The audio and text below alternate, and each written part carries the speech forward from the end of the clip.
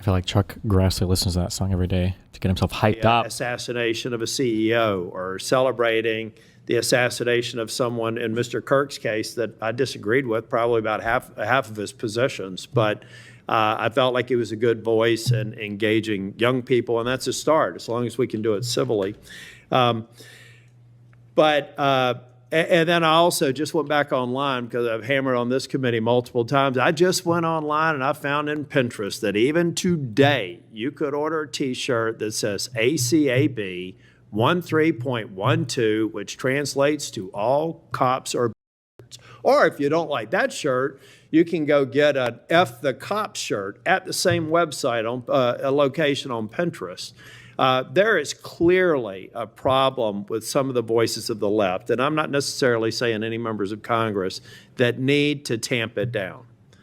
Having said that, within 24 hours of Mr. Kirk's shooting, we had the guy that does the podcast for the War Room and another guy who's denied the Sandy Hook shootings say we're at war. Now, how on earth, and I do believe it's a smaller number, but it's a number that has an influence. How on earth are we de-escalating the situation? And with the tensions as high as they were last week, with going out and saying we're at war. I'm not asking you to respond to this question. I'm just saying that there are people out here. Fuck, I'm doing. Wait, he said what? We had then 24 hours of Mr. Kirk's shooting. We had the guy that does the podcast for the War Room and another guy who's denied the Sandy Hook shootings say we're at war. Now, how on earth, and I do believe it's a smaller number, but it's a number that has an influence. How on earth are we de-escalating the situation? And with the tensions as high as they were last week, with going out and saying we're at war. I'm not asking you to respond to this question. I'm just saying that there are people out here on our side of the aisle that still need to look in the mirror. Even if you agree that it's a lower number, bad is bad no matter how many numbers they are. And that kind of rhetoric and that kind of mobilization makes your job more difficult and puts us in a position where we're not being as productive as you want the FBI and state and local law enforcement to be. I'm finished. I just want to thank you for your service. I want to thank you for your concise answers. And I am thoroughly impressed with the fact that you have sat in that chair for over 4 hours without a break. So with that, we're, on behalf of the chair, want to thank you for being here today. And also, I assume, are we leaving the record open for any period of time for 1 week? The record will be open, left open for 1 week so that you may have questions for the record. Mr. Patel, thank you for being here. Thank you, Mr. Chairman. Meeting's adjourned. Okay, so that was the Kash Patel Senate hearing, and there were certainly some fiery moments in there. Not the whole thing, but some of it. But right now what we have to do is we have to start the next stream because in about 20 minutes there's supposed to be a press conference about announcing the charges against the shooting suspect in the Charlie Kirk shooting. So what I'm going to do is in a moment I'm going to end this stream, and if you're watching on YouTube viewers, you will be automatically taken to the next stream. If you're on YouTube and you're watching, you should be automatically directed to the next stream. You shouldn't have to do anything. On the other platforms, you got to go to the new stream. Okay? Really quick, I got to do this quickly. I want to thank all of you for watching, and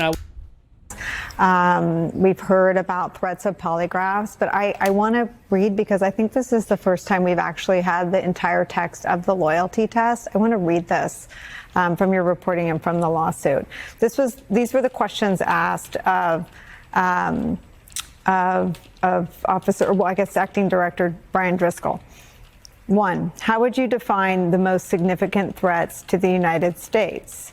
Answers: cyber, terrorist, counterintelligence threats posed by China, Russia, Iran, North Korea, ISIS, Syria, and all their affiliates, porous borders, fentanyl, transnational gangs, cartels. Question 2, what are your thoughts on the structure of the FBI? Response 2, in order to constantly improve, any organization needs to evolve, and the FBI is no exception. Effective evolution with an improved or enhanced end state must be done with a measured and strategic approach. The FBI can be more efficient, nimble, and field-focused with a deep understanding of the nuanced complexities of each area of responsibility for each field office. Question 3, who did you vote for? Response 3. Wait, why didn't we hear about this? Wait, this was 4 days ago? Wait, what is this lawsuit? Wait, what? Driscoll refused to answer this question and stated that it was an inappropriate question with Hatch Act implications. Question 4. Do you agree that the FBI agents who stormed Mar-a-Lago, to include the rank and file, should be held accountable? Response 4, no. FBI personnel were doing their job in furtherance of court orders, legal warrants, and a properly predicated investigation. Question 5, what are your thoughts on diversity, equity, and inclusion? Response 5, Driscoll mentions that members of his own family were first-generation citizens and that he strongly believes in diversity and a diverse workforce that represents the people the FBI serves. He noted that he does not believe in promoting people for the sole reason of diversity and did not support diluting standards for the sake of diversity alone.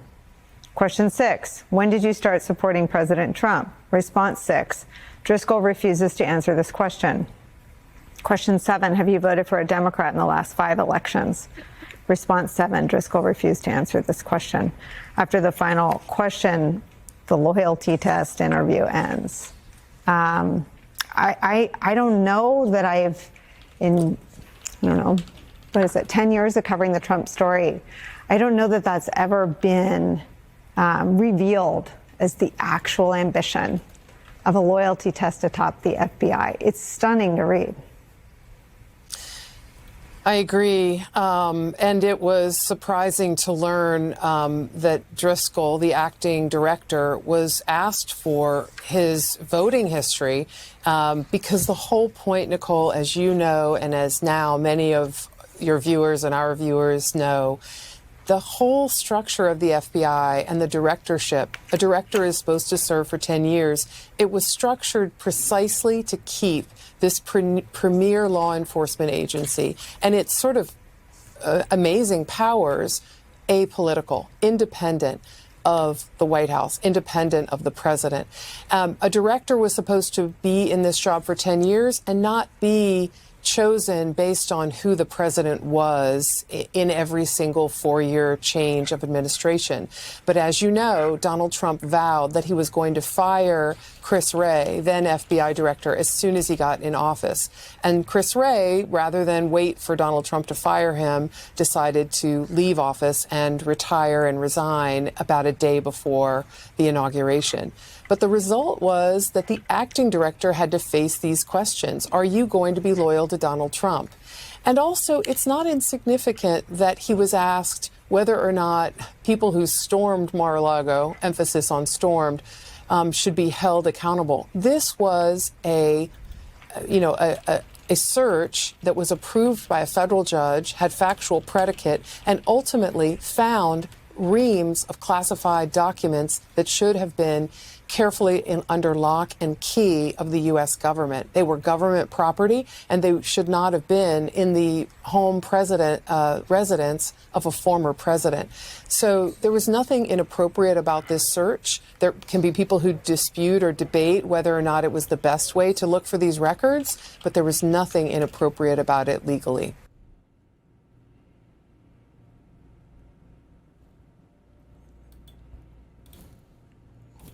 Okay, sorry, hold on. I have so many fucking emails. One more video.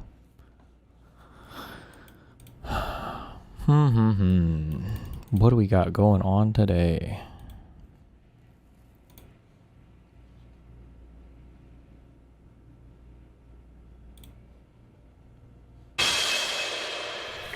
Welcome back. And joining me now is former Biden Transportation Secretary Pete Buttigieg. Mr. Secretary, welcome back to Meet the Press. Thanks for having me on.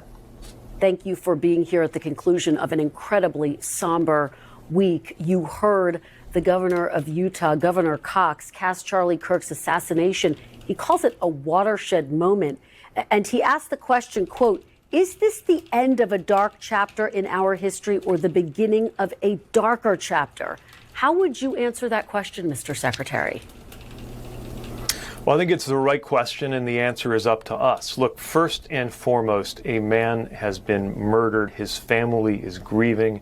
Charlie Kirk had children. This should not have happened to him, and this should never happen to anyone. And I think Governor Cox and a lot of other people around the country are asking the question, what does it take to make sure Wow, Bap, thanks for the 20 crypto subs. this never happens to anyone else? And by the way, it's not just visible public figures who have reason to fear from this season, this era of political violence. It's every American, because every American is harmed by this. It's an attack on an individual and an attack on a country whose entire purpose, entire way of being is that we can resolve what we need to resolve through a political process. But I think what happens next is up to leaders and up to ordinary Americans. Right now, the categories that matter in responding to this killing aren't left and right or MAGA and Democrats. I think the only category that really matters here is helping or hurting. Are we doing things that help America move from this moment to a better place, or divide America and make us worse off? And I'm encouraged that there are voices from the questions that Governor Cox has posed, who is a conservative Republican who I disagree with on most things, but is a good man, to all the way on the other end of the political spectrum, someone like Bernie Sanders, who put out a comparable message reminding Americans about why we always have to reject political violence. And to that point, I mean, you heard Governor Cox refer to social media as a cancer. And the question, I think, becomes what to do about it. Do you agree with that assessment? Is social media actually a cancer right now, Mr. Secretary? Social media is clearly part of the problem in a big way. Oh, fuck. I should have, when I was on that Pierce show, I got him on the fucking bullet virtue signal. I didn't want to do this live because I hadn't fact-checked myself, but I heard this. Charlie's family wasn't at the event, right? This is like pornographic headcanon for these guys that they masturbate over. The idea that his wife and children were getting splattered by his brain matter in the front row. That's just a totally fake, fabricated thing, right? Okay, I'm just making sure. I didn't know 100%. I don't want to call him out and be wrong on that, so. And it speaks to something that's even bigger than the political polarization of this moment, although I think the internet has played a role. But it's more than that. It's what is it doing to our brains? Look, every time there's one of these killings in a summer that began with the assassination in June. Elaborate on that. People say that his family was there. They said that his wife and kids were in the audience. That's not true. They weren't there. It's just, they just like make up. They just like to have like more like jerk shit, whatever they can add to it to make it as horrible as possible. But no, they weren't at the event. Of a Democratic lawmaker by somebody with a kill list of Democrats, and is ending the September with the assassination of a conservative figure. And you go back through so many other cases, political and not of violence. There is not a consistent pattern of left versus right among the shooters, but there is a pattern where we see so many of these people are men, usually young men, who seem to spend more and more of their time in dark and twisted corners of the internet. And I think there is a sickness, not just the sickness of somebody who would pick up a gun and shoot someone, but I think a broader societal sickness that, frankly, I think you could see and feel in how many people around America, normal people, not dangerous people, were at a moment when we all should have still been praying for the victim and his family, were busy online praying for some shred of evidence that the shooter would turn out to be from the other political team. That is not healthy, and that is not a way forward, but that is exactly what the algorithm pushes us to do. And this does seem to be especially acute for young men. Young men right now, statistically, are the group most likely to spend most of their time alone. That is a prescription for a deeper societal level of pain and unraveling that we have got to turn around. We can't go on like this. And I think it's especially important to remember that some of the very same people who are in these conversations online will be perfectly normal offline. That's why we do need to just put down the phone, put down the computer, step out and talk to each other in environments where our humanity comes through. Mr. Secretary, I do want to get your response to some of what we've heard from the president. This from the Oval Office just this week. Take a look. My administration will find each and every one of those who contributed to this atrocity and to other political violence, including the organizations that fund it and support it, as well as those who go after our judges, law enforcement officials, and everyone else who brings order to our country. What is your reaction to hearing that? I want to be really clear about this. This is an example of something that is hurting. We're not getting the leadership that we need to bring this country together from the White House. And in order to turn the tide of political violence, Yes, we have to reject those who commit political violence. Yes, we have to reject those who celebrate or promote political violence. But also, in order to deprive political violence of its power, we have to reject anyone who would try to exploit political violence.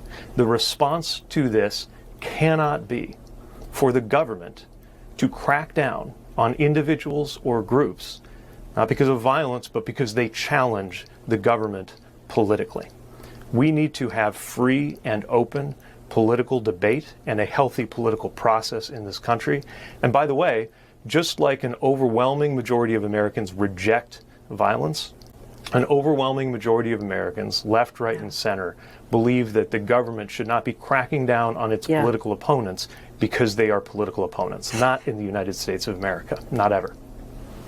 Well, Mr. Secretary, I do want to shift gears here just a bit. I have to ask you about this new book, Vice President Kamala Harris. We are starting to see some excerpts. She writes about President Biden's decision to run for reelection, and she says this, quote, "It's Joe and Jill's decision. We all said that like a mantra, as if we'd all been hypnotized. Was it grace or was it recklessness? In retrospect, I think it was recklessness." You were in the president's cabinet, of course. Do you believe it was recklessness for President Biden's inner circle not to intervene sooner? He should not have run. And if he had made that decision... Jesus, it's like, there's not really, so far, nothing that crazy has really leaked from this Discord chat. We're just like going through these messages. It's kind of crazy. It seems like all fairly normal-ish stuff. Like even reading about him talking, now this is in 2019, so he would have been 16 years old, I think. But like even reading that statement about Trump potentially being impeached, just it's hard to see if he had a position on it. An impeachment inquiry has been placed against Donald Trump. He could get booted out if they find he had committed the shit he's accused of. Who's winning the election? Biden is in the lead electoral votes wise, but there are still some swing states that haven't finished voting, as well as most of the West Coast. Raw votes Donald is in the lead by a little over 1 million. Who's probably going to win? Not sure. Not until pretty late. We should have a pretty good idea by the end of the night, unless it's really close or something. There's like nothing.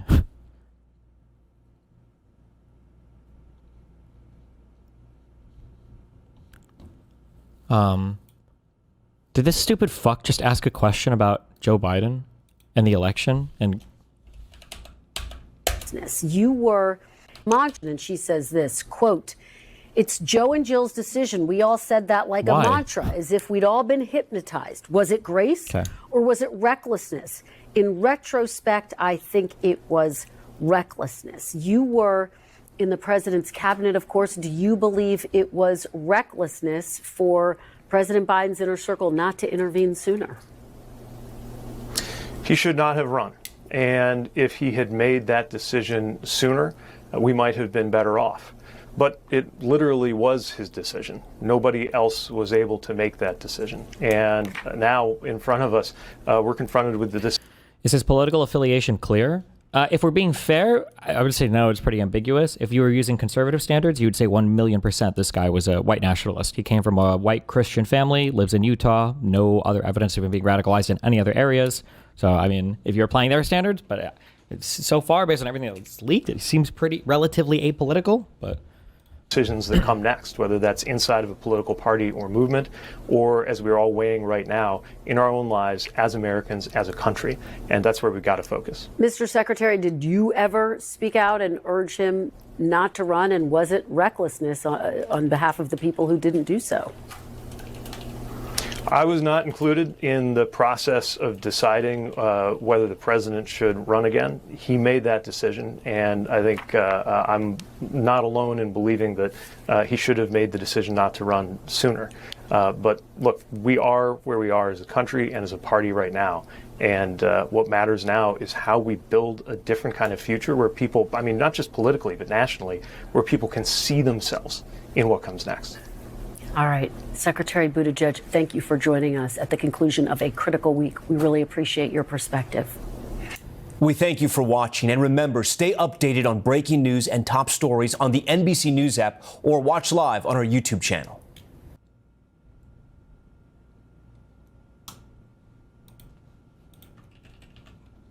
funny IRI meme.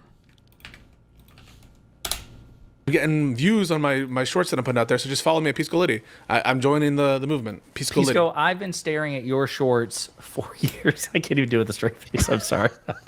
Oh, whoa, nice bulge. That's right. Oh my God. No, that's funny. Okay. Getting views on my shorts that I'm putting out there, so just follow me at Piscolity. I'm joining the movement. Piscolity. Pisco, I've been... Wait, what does that have to do with IRI? Somebody said funny IRI meme?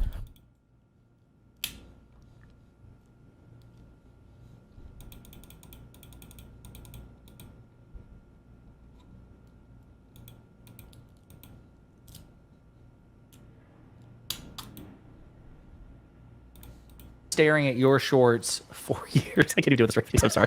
Oh, whoa, nice bulge. That's right. Oh my God. No, that's funny. Okay. Getting views on... I don't get the joke at all. Am I retarded? He just quoted what one of the bullet things said? I don't... Oh, because he's staring at his shorts.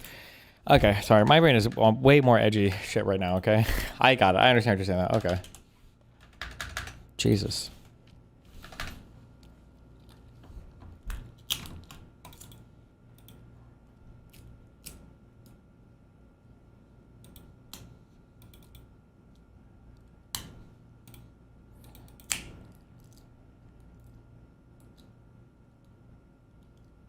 Schumer and Jeffries make it official. They'll oppose the GOP 7-week funding bill. 7-week funding bill. Can we just not make budgets for the government anymore? Is that just a thing we've given up on completely now?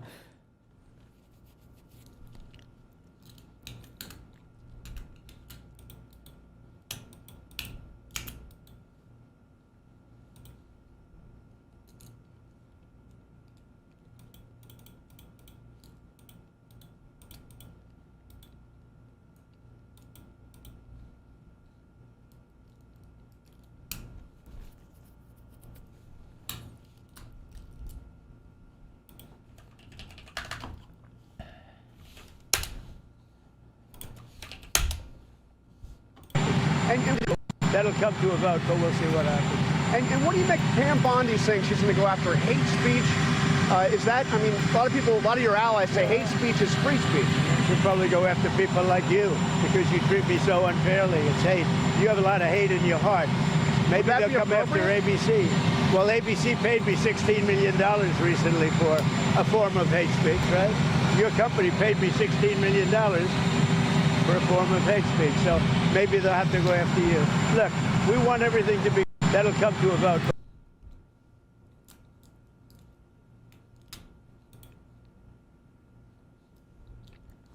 Okay. That's just normal now. We're just used to the president saying that.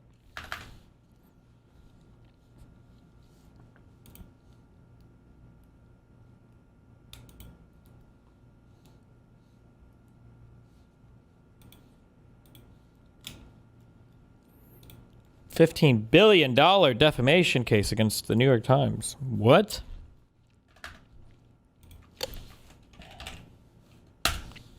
What's he suing for now?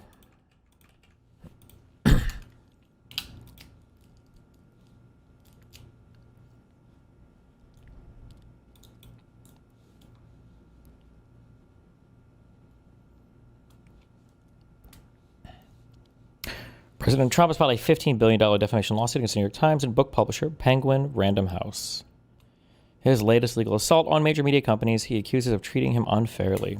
The lawsuit filed on Monday in Florida federal court centers on a book about Trump by 2 New York Times reporters and 3 false, malicious, defamatory, and disparaging articles that he says were aimed at sabotaging his chances in the 2024 presidential election.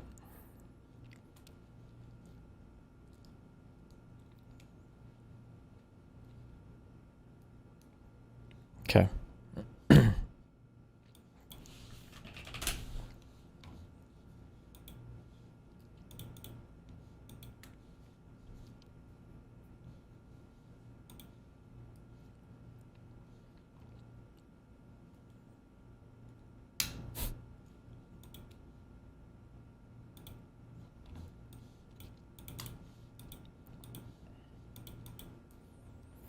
Pete Hegseth tells Pentagon staff to hunt for negative Charlie Kirk posts by service members. Several people have already been relieved of their jobs because of their posts on social media. Defense officials told NBC News. Nice. Cleanse that government.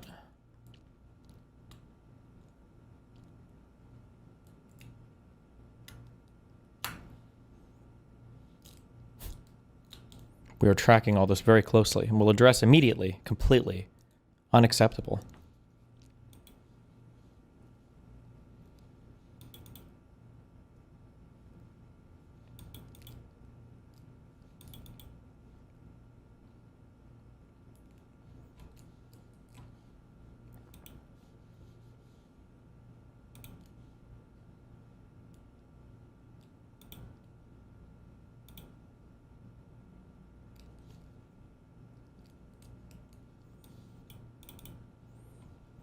Especially, there's free speech and then there's hate speech. And there is no place, especially now, especially after what happened to Charlie, in our society. Do you see more law enforcement going after these groups who are using hate speech and putting cuffs on people so we show them that some action is better than no action? We will absolutely target you, go after you, if you are targeting anyone with hate speech, anything. And that's across the aisle. There's free speech and then there's hate.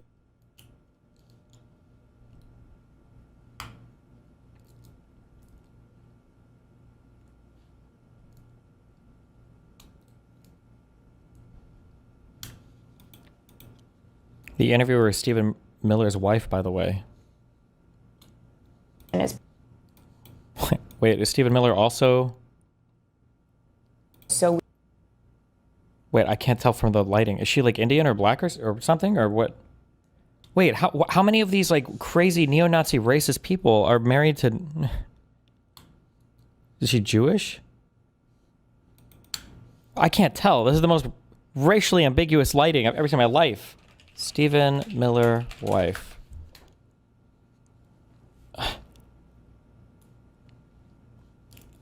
I can't. Is this intentional? Born in Fort Lauderdale.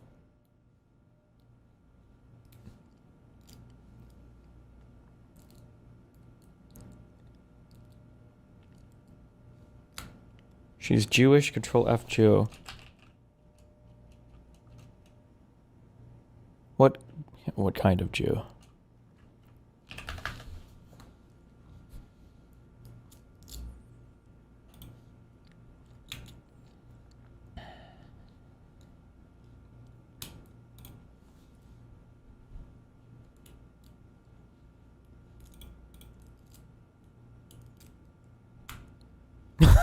What? Oh, never mind. Retarded.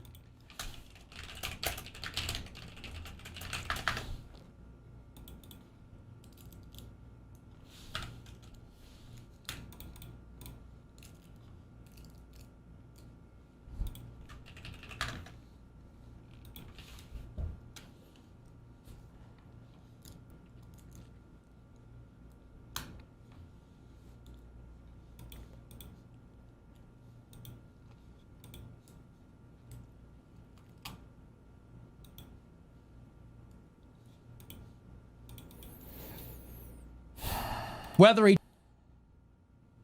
Jesus chooses to confront me or not, whether he has dignity and honor or not, it's just a matter of time.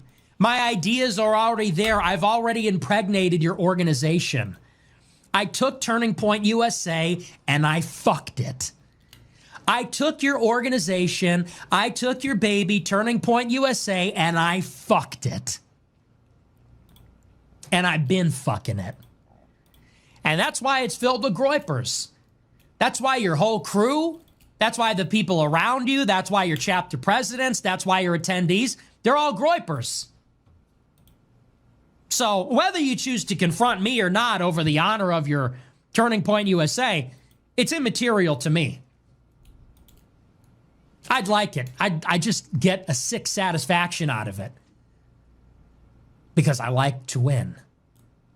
But we're already there. And this whole ideology, Zionism plus free market, it's dead either way. You know it. I know it. Pretty much the whole world knows it's over.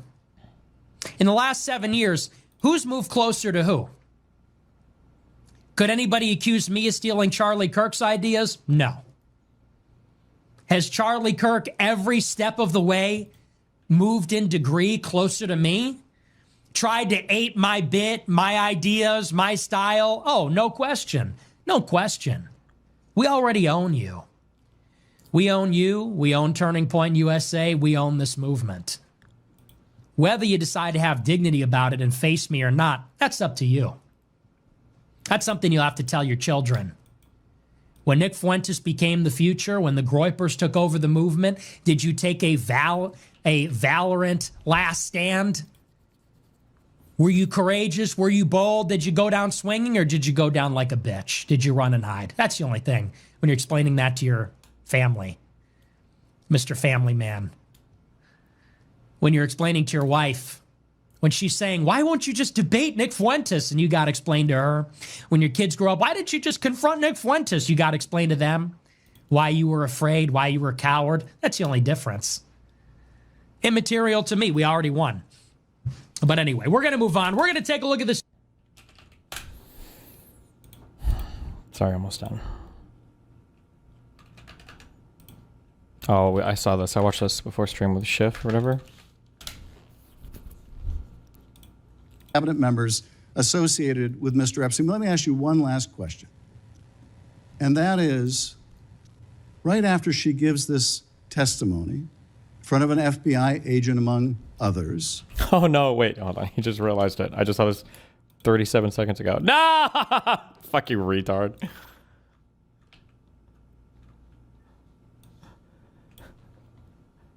Pinned. Oh, he pinned it for me. Oh, I'm so special. Destiny's been banned from Twitch. He is raging. And then this was woman to go, wasn't Destiny already banned from Twitch? Is this some kind of PR stunt?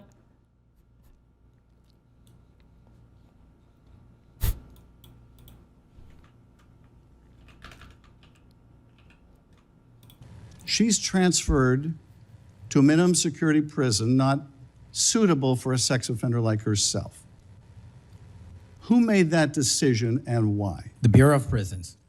The Bureau of Decisions made it in prisons. The Bureau of Prisons decided on their own, without any consultation with Blanche or anyone else, that they were going to suddenly, after this interview, completely unrelated to this interview, completely unrelated to anything she said, move her to a prison not suitable for a sex offender. You want the American people to believe that?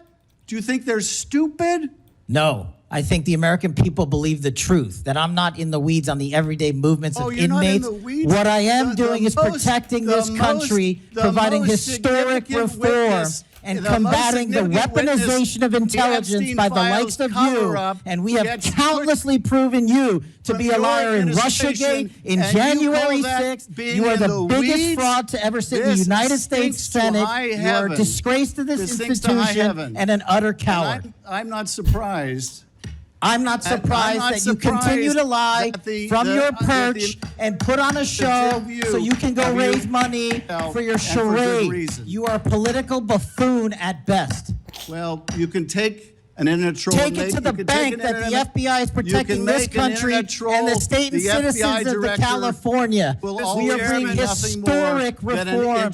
Point of order. But all you care about is a child sex predator that was prosecuted by a prior administration, and the Obama Justice Department and the Biden Justice Department did squat. And what did President Trump do? Bring new charges courageously. And what have we done? Chairman, you said I'm the most transparent FBI director in history. 33,000 pages of information to you. I challenge you to say anything credibly to the truth. Go ahead and run to the cameras where you want to go now. Both of you be quiet. Before I go to sleep. Before I take another nap.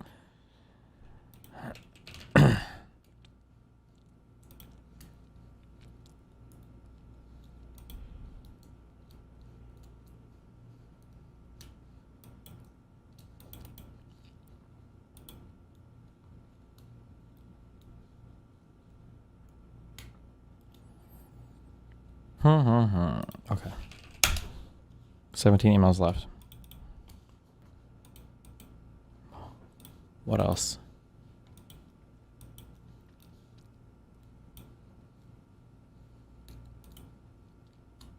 who has repeatedly called for conservatives to be murdered.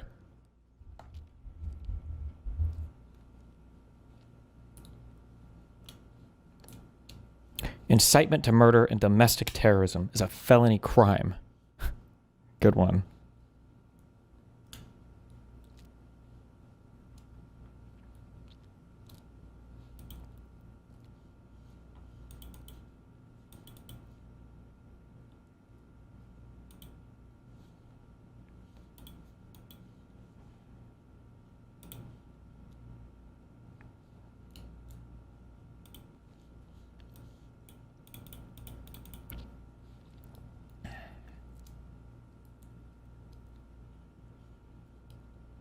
Teacher allegedly showing Charlie Kirk assassination video to young students. Wait, what? Meant my husband.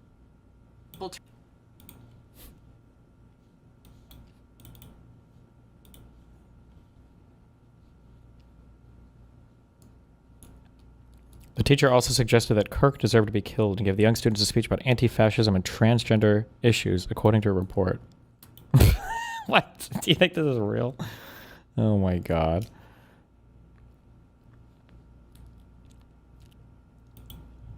So if you spend any time on X or any social media, you've probably seen this idea of a civil war.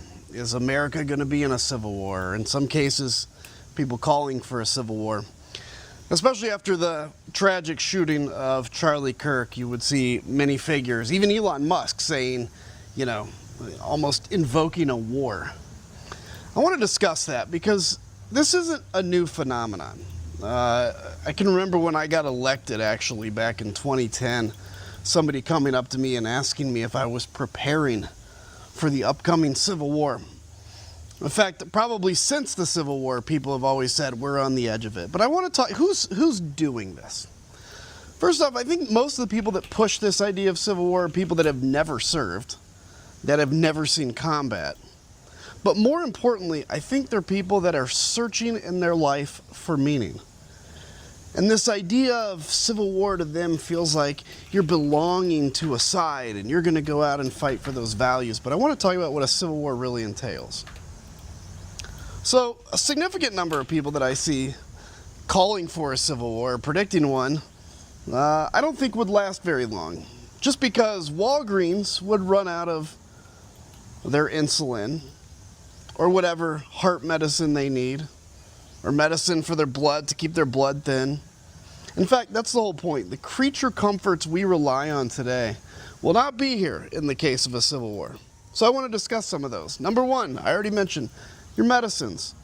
There's not going to be anybody working at the penicillin. Destiny, remember when you said the right wing would be just as happy to cancel people if they had the power to do so? Yep, I do remember that. Destiny, I sent you an email about the significance of Jack Posobiec telling you, Destiny, you're being unhuman right now. Given his book, it could be seen as a call to violence towards you. Yeah, I've gotten several of those today. Factory. So what happens when you get an infection, a sinus infection, say? What is that? Well, you probably won't survive it. What happens when, I don't know, let's say you want to turn on the lights? Do you think the people will be working at the electric company? Do you think the water folks will go to work? Do you think they're going to pick up trash anywhere? Think about this. Anytime, when you talk about a civil war, the reality is people have to go to work to get the things you want, and nobody's going to go.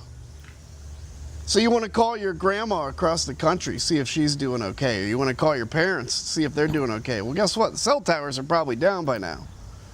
So not only now can't you get your medicine, not only probably you have lost your lights, not only can't you get water, so good luck finding a stream or iodine pills to make sure that you don't get sick from it.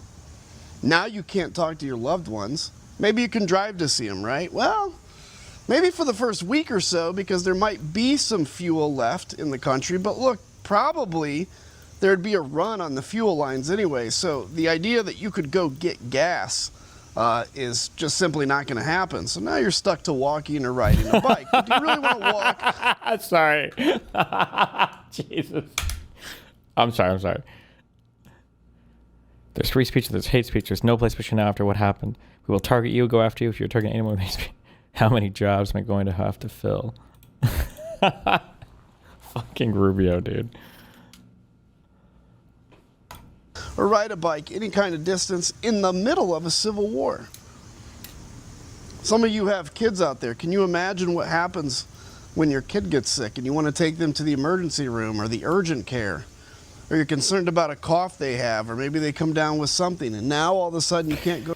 Destiny, you think if you started out your peer's appearance with a disavowal and then try to move on to Trump, they would have harped on you why you haven't before, because you have right when it happened?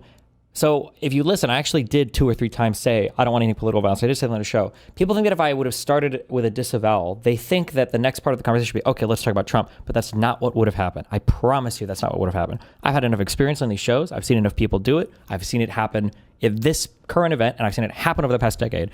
The next hour of the show would just be people, going over their tragic stories with Charlie Kirk, or, well, what about when the left says this, or what about this guy tweeted this, or whatever. That's what it would move on to next. I want to fight. I'll just fight over what I say. I would rather do that. I think that it's good to force the fight. Yeah, there's going to be a lot of friction, even in my own audience. I don't give a fuck. It should be the easiest thing. Oh, Mike Lee already deleted his tweet. Good. He's a cuck. Fuck that guy. It's the easiest thing in the world to just say, like, apply the standard on the other end, right? Destiny, because this is what you're asking. You're saying, Destiny, why won't you just bite the bullet that even if the president of the United States is driving up the rhetoric, you should still disavow violence? Think about it on the other side. How easy would it be to bite the bullet to just say, yeah, the president should disavow violence? Now, why won't you? Because then if they say that, I would also just go, I wouldn't even consider it biting the bullet. I'd say, oh, yeah. Yeah, of course. Yeah, if he did, I would, of course. Obviously, yeah. 100% we should. Everybody should. Of course. Everybody should. But if I go first, everybody won't. You have to go first. Go to the hospital, because I got to tell you, doctors aren't going to just go into work during a civil war. Maybe some will. Maybe some hospitals will be open, but keep in mind, they're going to be running off generators. Wow, thanks for the 22 months. That probably they can't get anyway. You know, this whole talking on the internet thing and me recording a video, that's gone. I mean, if you think you're going to have access to the internet, that the fiber lines are going to keep coming, and that, you know, the repair folks are going to come out and fix it when that gets broken, that's not going to happen. So now all of a sudden, for so many people that beg for civil war, that have their community based on the internet, they're going to be cut off from that community anyway. So you have people that are going to... The fact of the matter, yeah, I'm trying not to... The problem is I'm doing a solo fight here, and I don't like to... Regardless of what people think about me, the hero narrative and all that shit is cringe as fuck. I don't really see myself as the main character, okay? I'm just here on the side stirring shit. But I do agree. The fact of the matter is that if all liberals acted like you are now, conservatives would, 1, respect it, and 2, be intimidated. The virtue signal because they can. They don't actually care. People attack the things that they think are effective to attack because of the response that they get, right? If no... When I think I've mentioned this before. The reason why conservatives will attack liberals on certain things, because they know the liberals will respond in a certain way. When you don't respond, then they'll stop attacking because they realize it doesn't work. Yeah. Drop from not having the medicine they need. You're going to have all your creature comforts gone. And now what are you left with? You're left with the hope. The hope that you might be able to survive a fight against your fellow Americans. Because why? You didn't like their view on transgenders. Or because you didn't like that Cracker Barrel changed its name or changed its signage. You don't like the fact that, I don't know, it's all these different things you don't agree with. Maybe the tax rates are too high, maybe they're too low. All of that pales in... Again, listen, I'm not going to repeat myself. Hey, also, I could be wrong, but...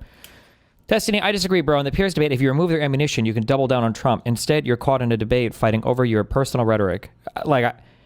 It's just, I know that you're thinking in your mind, you're like, if you would just say, I disavow, now will you, then all of them would be lost for words, and they would immediately, I saw Reddit comment on this section. It was so good. Anna Kasparian did it, right? Anna Kasparian is literally like completely cucked, getting doggy styled by every single conservative she runs into until she gets her position on Fox News. That's all she did in that whole debate. And what did they do, right? He threw, first Andrew Wilson started throwing her tweets at her. Then he threw things that Cenk said at her. Then he started throwing things that maybe the Young Turks organization has said, maybe, right? It's never enough. Never, ever, ever, ever, ever enough. She was defending Trump, if anything, right? She's gone full conservative, and it wasn't enough. So, nah. Rather than being so optics cucked, I've got like 20-inch thick frames to be so perfectly optics. I would rather just say, fuck it all, and let's just be truthful. Let's just go for let's do the radical transparency, truthful thing. How about the President of the United States disavows violence? That is the easiest statement in the world that every single reasonable human should be able to believe. It's such an easy thing to believe. Shouldn't the President of the United States be able to disavow violence? That's a no-brainer. If it's not, something is deeply wrong. In comparison to the discomfort and pure horror of what a civil war would bring. And guess what? At the end of all of it, let's even say your side wins. Well, what are you going to get? Well, the rest of your life is going to be spent trying to rebuild what you had before the civil war you incited came. Maybe your kids will survive. I hope. You're going to know a lot of people that don't.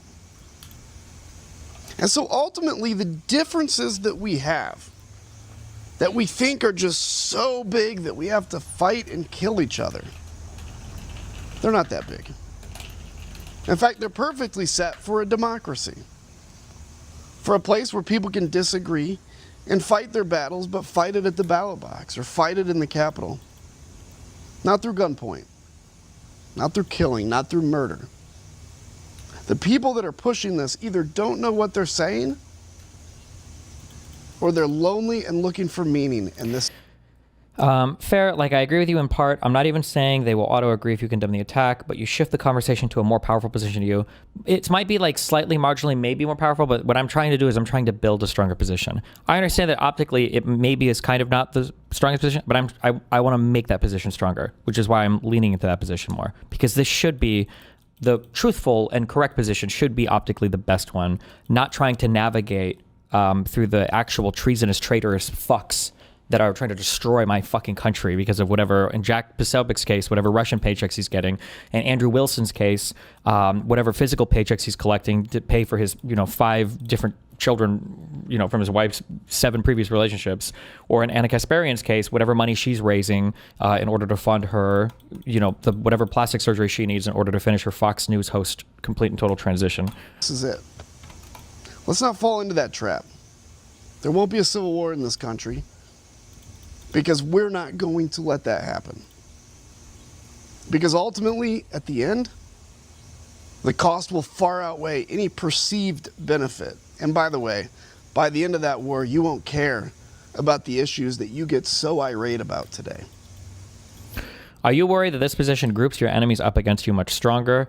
I feel like the response to you right now is larger than ever before. I don't know if it is or not, but good, fine. I don't give a fuck. I love it. I would much rather be the center of attention and then fight on anything related to that than have it be another conversation about trans people or another conversation about whatever the fuck else. Because then fine, fuck it. I'll go to shows or I'll go on panels or we can have one-on-ones or we can talk or whatever.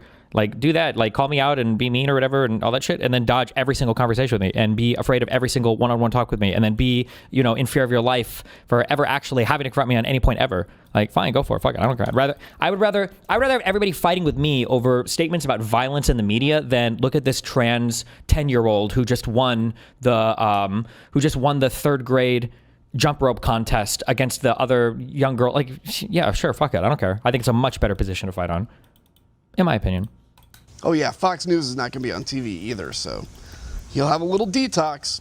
Anyway, everybody, right, left, center. Timestamp on Pierce, were you functionally condemned? Just got one question. I got one question for you, and I want you to actually answer it. Are you glad Charlie Kirk is dead? No, I don't think anybody in this country should be dying to political violence. It's insane. The past 5 years in this country has been crazy. But the reality is until conservatives why did you say that to your co-host that Trump deserved a bullet? Why did you tell him that? Until conservatives have to say, hey, we all need to be less violent, there's no purpose in Democrats doing it. Because every time Democrats disavow, you further entrench your guys' delusional beliefs that all the violence is coming on the left. Donald Trump can go on TV. He can say, Proud Boys, stand back and stand by. They can go on Parler and say, we heard you. They can go to the Capitol and break in and try to insurrect. They can get convicted in front of a jury. And then Donald Trump can pardon them. And we can come out and go, hey, guys, why aren't Democrats disavowing violence? And pretend that the problem's coming from the left. Democrats do a disservice to this country by disavowing violence constantly when the president of the United States. Let me respond quickly. Jesus, I didn't even take my Vyvanse to stay. Good job. Oh my God. Okay, we got it all out there.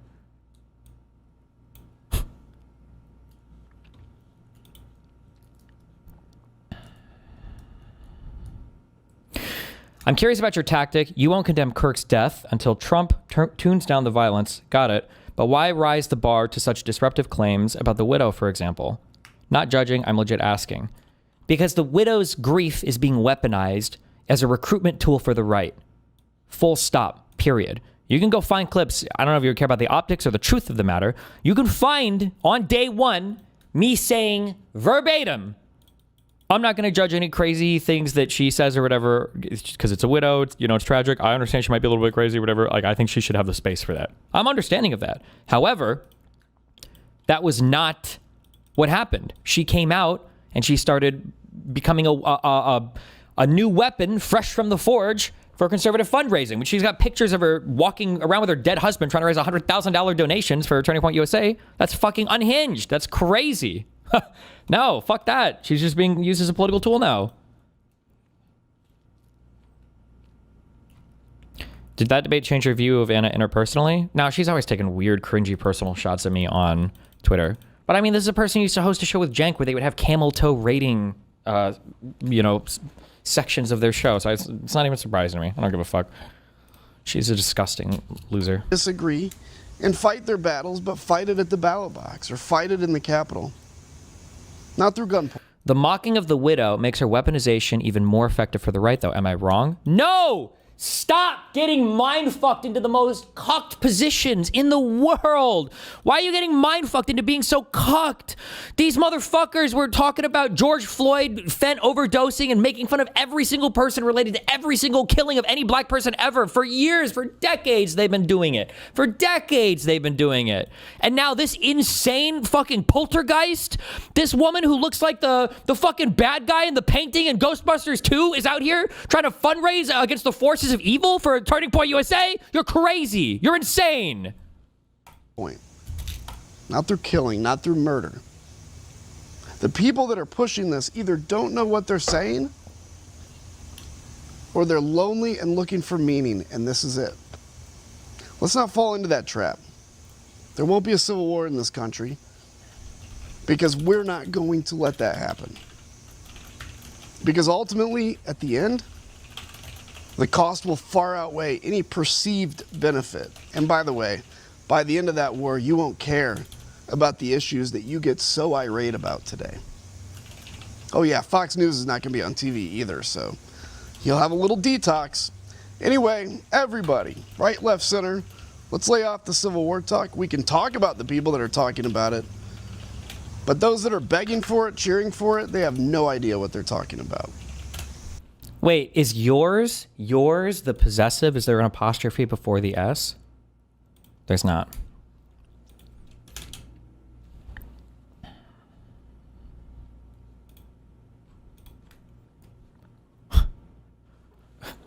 Boo! You see that? That's the final. That's the final Tectone bridge nuke. That bridge is obliviated.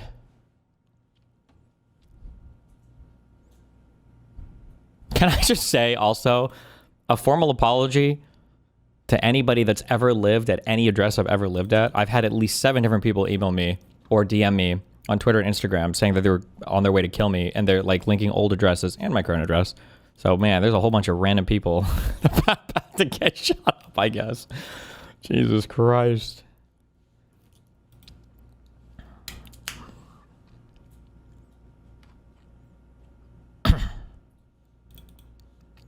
So was Tyler a groiper? The shooter guy? Based on what I've seen, there is a very I'm going to go with this. I'm not going to say this is a conspiracy. I wonder if he had a secret Discord account, because everything about this kid makes him seem like aggressively kind of normal. Like even the memes that he was like saying on Discord were not really that.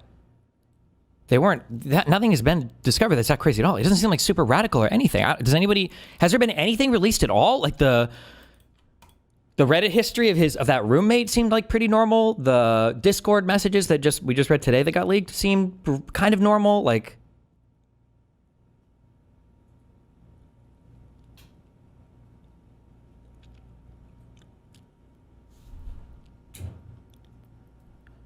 apparently text message exchanges were leaked. I saw the Discord messages today. You did see the link of him. Apparently he did play that Helldivers game. So the bullets might have all just been fucking memes, like video game memes. But that's incredibly crazy that he would. It's so crazy that you could just walk out and change the world like that.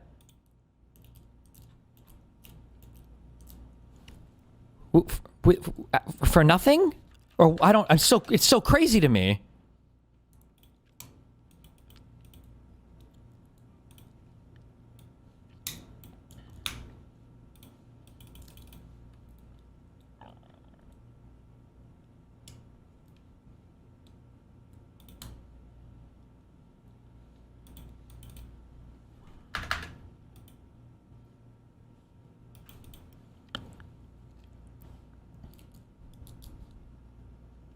Who done it? Piers condemning the murder is literally the least human thing you can do. Why won't you do it, Destiny? Why won't Trump do it then? Piers, Trump derangement syndrome based, I think.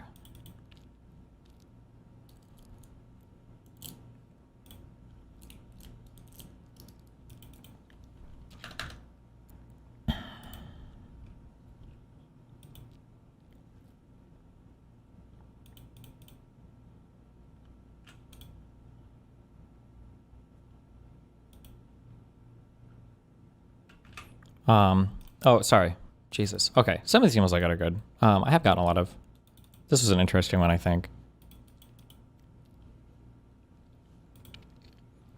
Hey, buddy, not sure if you'll read this. Figure you got blah, blah, blah, blah, blah, blah. I'm a lurker. All my emails are from lurkers. First off, not that anyone needs to add any more fuel to the fire, but something I've not seen brought up by anyone, and maybe I feel it personally because it happened in my hometown, is the May 2022 Buffalo mass shooting. If it's been lost in the blur of mass shootings in our country, this was really crazy. An 18-year-old drove up to my city and live streamed on Twitch his attack on a grocery store to kill black people. 10 people died, all black. A white person was shot and injured. At one point in the video, he pointed his gun at a white person, laughed, and said, "Sorry," and moved on and continued with his killing spree. He had a 180-page manifesto about the Great Replacement Theory. I could not find a statement by Charlie Kirk regarding that shooting, but any responsible person with this platform would distance themselves from the Great Replacement Theory bullshit. Since that shooting happened, Kirk doubled down and started calling it the Great Replacement Reality because theory didn't sound strong enough. Disgusting enough on its own. On the same day that Kirk was killed, Evergreen High School in Colorado had a shooting. That kid spent his time leading up to the shooting on a Gore website, watching the Buffalo and New Zealand mass shootings, and making posts on the website gearing up for his school shooting. All while Kirk continued to platform the ideology that motivated these killings. It just feels so fucking gross. No one has ever brought this up that I've seen, and watching this dude have his picture put next to MLK Jr. makes me want to vomit. So if you think that's a point worth making, you should make it. Huh?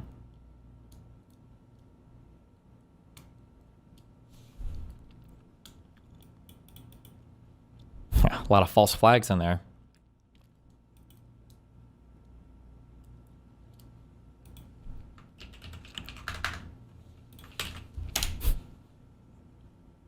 Fucking true. How it feels to be a centrist in the US right now. I guess freezing in shock and just getting utterly destroyed while doing nothing is an apt analogy.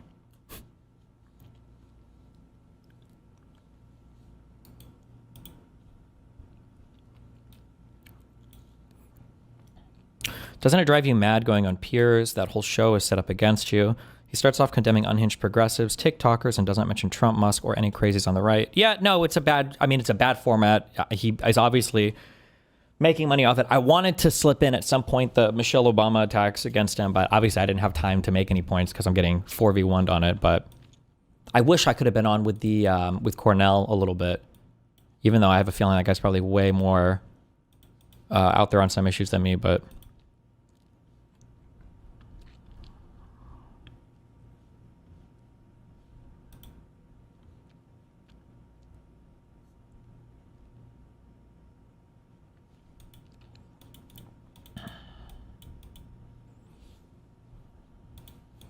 oh, hit me up with the Trump Jr. tweets. Where's the Pelosi one? Hold on. This fucking loser.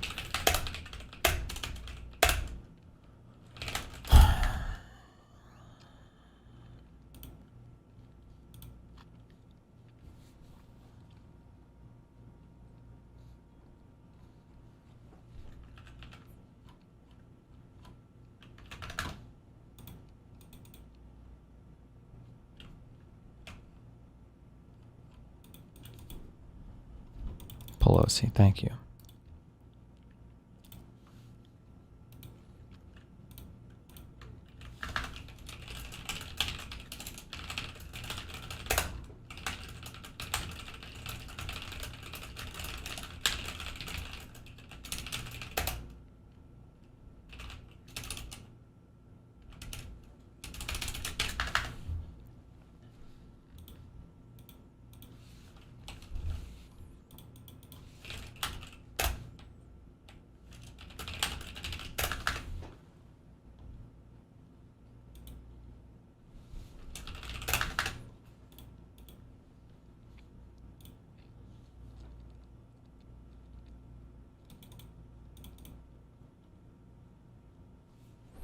You gonna finish this video? Oh, that's a good video to finish. Sorry, fuck.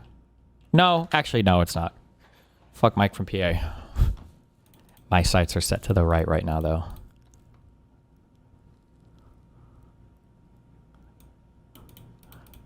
Did you read the shooter's text messages with his roommates? Oh shit, I have not read these yet. Maybe these aren't normal.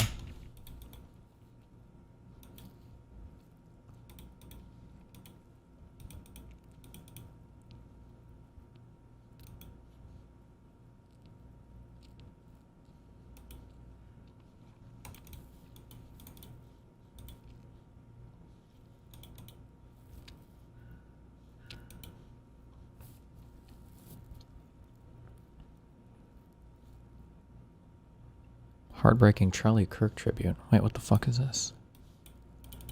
Shoot a stay strap, I don't need mine. Bro, put a belt right to they behind. The way that switch, I know he dying. 6'7", I just bit right on the highway. Okay, Radiant's actually trying to get me killed.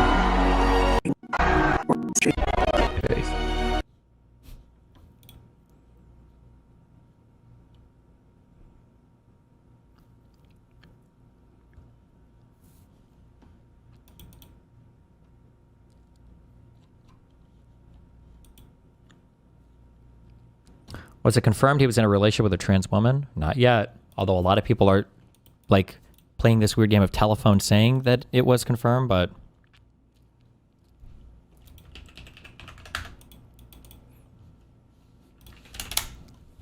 I mean, if you want to believe everything you read off of conservative news, I'd be cautious.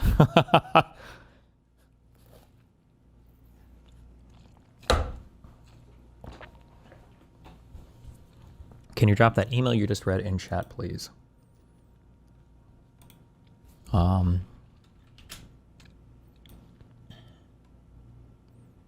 could tweet it. Let me just make sure it's not like doxable.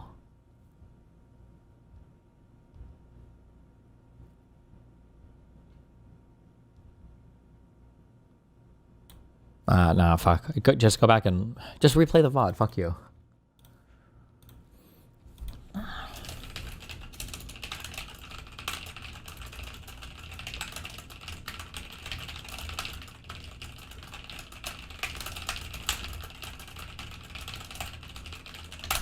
How old is his Twitch letter? From 2022.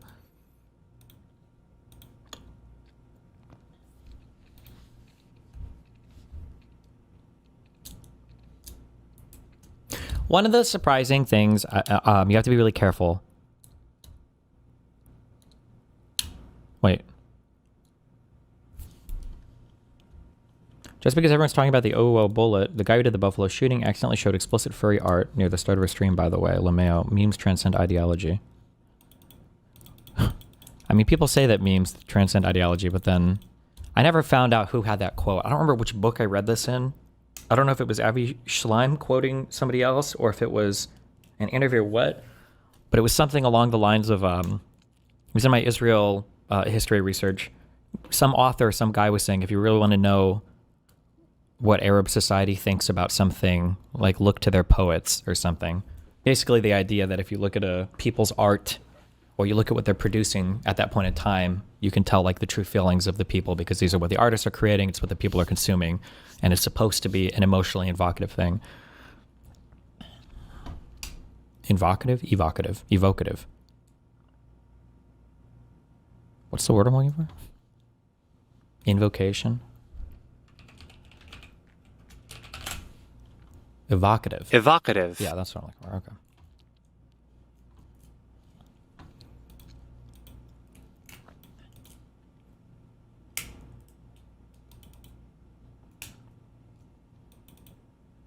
Charging documents. Not loading.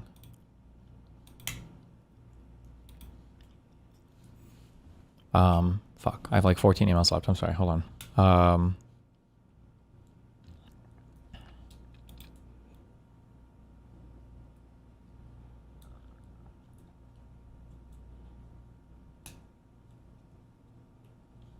What?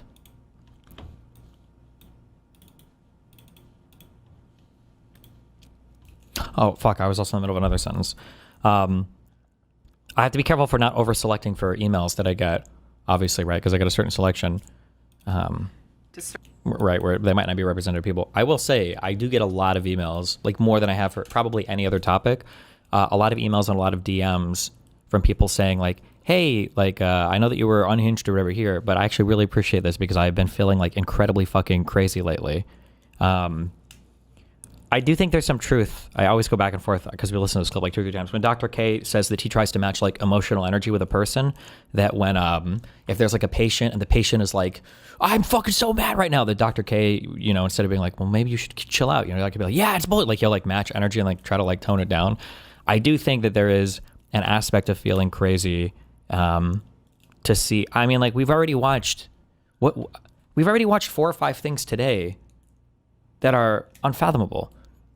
If that civil lawsuit is true, the idea that people are being asked in the FBI who they voted for, or if the FBI agents raiding Mar-a-Lago did anything wrong, our attorney general is talking openly about banning hate speech. That's, by the way, I'll say this. I said this when I was under a liberal presidency, and I'll continue to say this.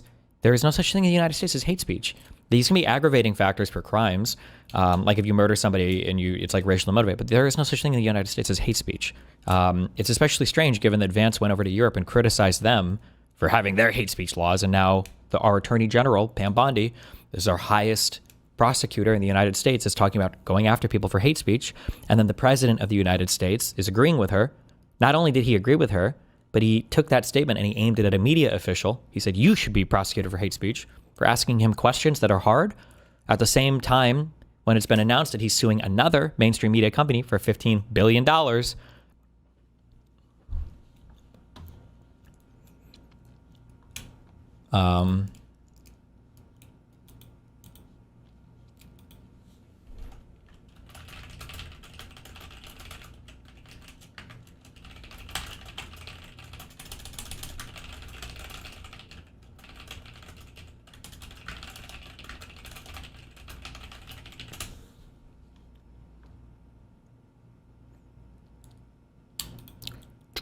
Okay. On Live and Learn yesterday, there was a whole lot of, I don't condone his approach, but at least he's pointing out the double standard. This is what if you want to help me, and if you want to be on the same team, this is what I approach, or not approach, sorry. This is what I appreciate the most. I I was on a show. It was with Brian Tyler Cohen. I don't remember what it was about exactly. Was it something similar to this? If you don't want to co-sign what I'm saying, then fine. Although I think at this point, I think I should demand a higher standard. But fine, don't condone it, but don't attack me for it. Leave me the fuck alone and focus on the other people, okay? If you think I'm being too extreme or whatever, that's fine. Don't disavow. Don't disavow anything I'm saying. Don't be a fucking pussy-ass bitch. Don't disavow. Don't criticize me. Point at the other side. That's it. That's all you have to do. I think Brian was like the perfect ally. Oh, over the flooding shit, 100%. Because I don't think Brian co-signed any of my jokes or any of the edgy stuff I was saying, but he was exclusively aimed at the other direction, and I super appreciated that. Just like, thank you, Jesus.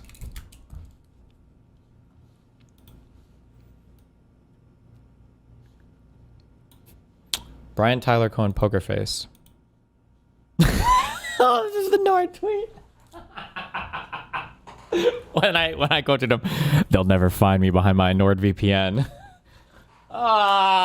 It was good. I'm sorry. It was a funny tweet. Okay, it was a funny tweet. A woman called Kylie Jane Kramer posted on X, I've been trying to wrap my head around how the flooding in Texas became so devastating so quickly. Why not evacuate? Then I saw this. Lieutenant Governor Dan Patrick said the Guadalupe River rose 26 feet in just 46 minutes around 4 a.m. That doesn't even seem natural. To which you reposted this and you put your own words. I heard God killed those kids. Wait, also, yes. Also, this is a meme word. Okay? This is a meme word. Whataboutism is a meme word. Don't let people pull that on you. Okay? That you would, I don't even know. I think that whataboutism is kind of like begging the question. To where people say beg the question. This is like not even a fight worth having. I only do this because I'm a fucking retard. And I don't even know if I use it greatly half the time. But begging the question in philosophy refers to like circular argumentation. You're like including like do you think that murder is okay? I think it would be a form of begging the question because murder definitionally is not okay. You're asking a question where the conclusion is baked into the the conclusion is already present in the question. It's circular. But when people say begging the question, what they should be saying is raising the question or raises the question. Okay, not that no one cares about this anymore, I guess. But whataboutisms, I think that there might be good times to bring up a whataboutism. So, for instance, hey, we need to balance the budget right now. It's really important, guys. And then somebody's like, well, what about Obama? He didn't balance the budget. What does that have to do with anything right now? What? What does that have to do with anything we're talking about? That's not that we need to balance the budget. That's not relevant to anything, right? When somebody says, you need to disavow violence, and I go, we just had a killing. The president of the United States is not disavowing violence. Can you explain that? This is not okay. And they're like, what do you mean? What do you mean? What about the president? No. That's not a whataboutism. That is directly related to the situation we're in right now. Some, me, would argue it is causally related to the situation we're in right now. Don't let people do this whataboutism cringe when you're talking about the exact same situation on related matters. That's bullshit. You reposted this and you put your own words. I heard God killed those kids because they were using NordVPN, promo code Destiny, to get around the Texas porn ban. On reflection, do you think that was grotesquely tasteless thing to be posting? Absolutely not. The hand wringing. Wow. Where's the guy? I missed this. Okay, because of my camera setup, I would have called this out, but I missed it because of my camera setup. My camera is here.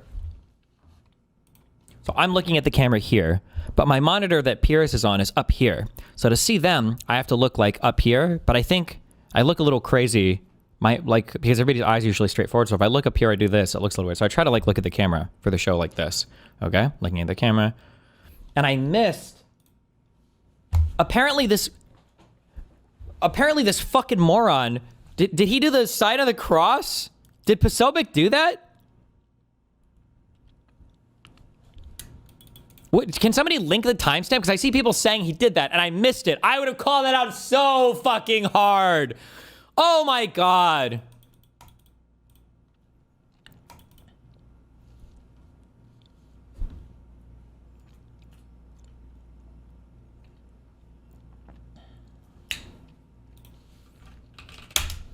The clip is on Reddit.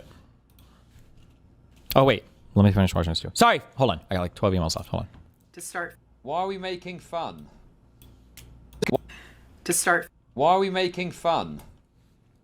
Because I'm fucking sick of the rightoid moral police. I'm absolutely sick of your fucking gay, unprincipled fucking soying out. I'm absolutely sick of it, to be honest, and I don't care anymore.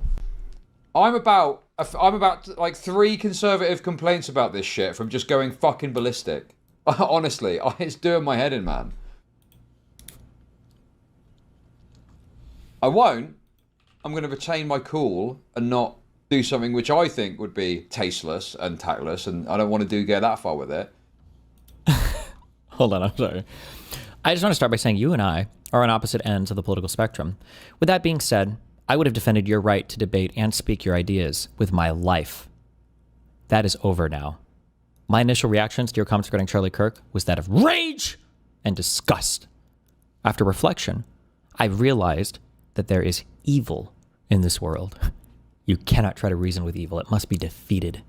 This nation is on the knife's edge of a civil war, and you are not making matters any better. You will one day be before God Almighty, as he delivers final judgment upon you. What will you say?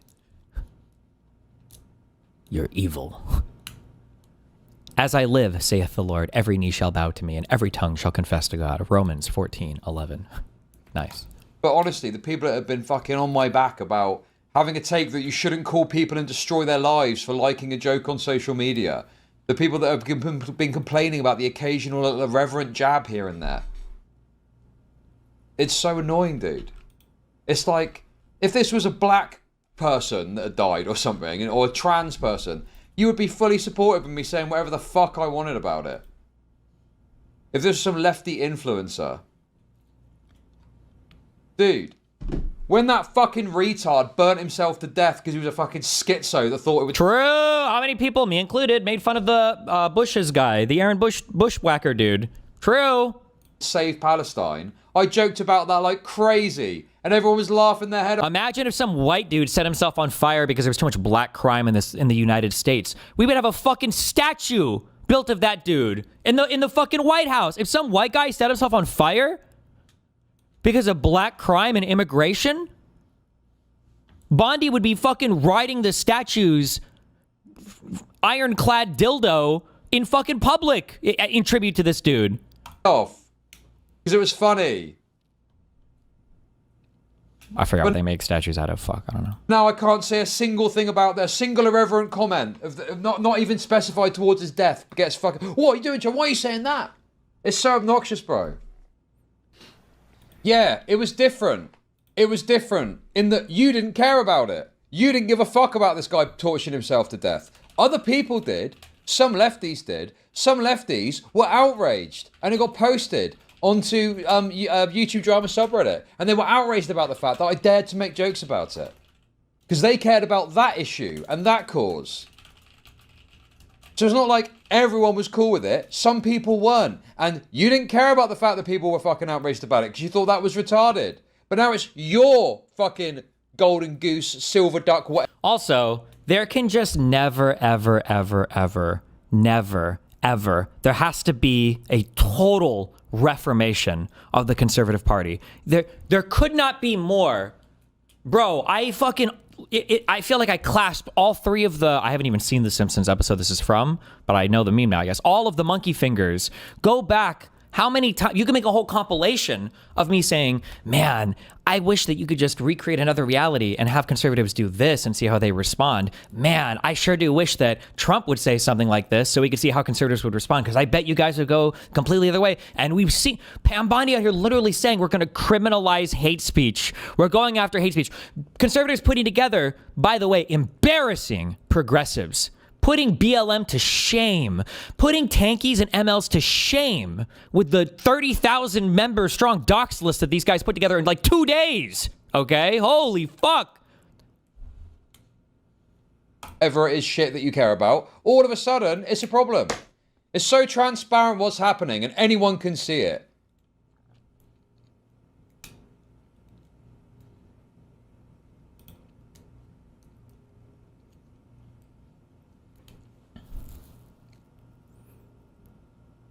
Assassination is the subject line. From emailer Ohio Steve. Please do give us on the right a good reason to hashtag exterminate you pedophile cocktoaches on the left. It will be over by lunchtime with you pussies. You all are gonna learn the hard way about hashtag righteous justice, exclamation mark. Bring on, bitch, we're waiting. Is this a Russian emailer?